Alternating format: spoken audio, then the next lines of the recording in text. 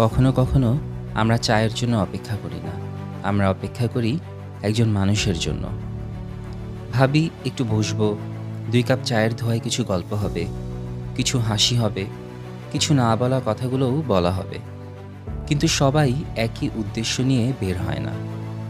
কেউ আপনার পাশে সময় কাটাতে চায়, আবার কেউ আপনাকে শুধু তার ব্যস্ততার ফাঁকে রেখে যায়। আসলে চা না খেলেও তেমন বিশেষ ক্ষতি নেই, কিন্তু নিজের সময় আর আত্মসম্মানকে অপেক্ষার লাইনে দাঁড় করিয়ে রাখা ঠিক নয়। জীবনের একটা পর্যায়ে এসে শিখতে হয়, ১ কাপ চা খাওয়ার জন্য সঙ্গী লাগে না। ভালো থাকার জন্য কারো উপস্থিতি বাধ্যতামূলক নয়। যারা আপনাকে মূল্য দেয় তারা সময় বের করে নেয়, আর যারা দেয় না তাদের জন্য অপেক্ষা করতে করতে নিজের বিকেলগুলো নষ্ট করার কোনো মানেই হয় না। নিজের চা নিজেই খেয়ে নিতে শিখুন, নিজের সময়কে নিজের মতো ভালোবাসুন।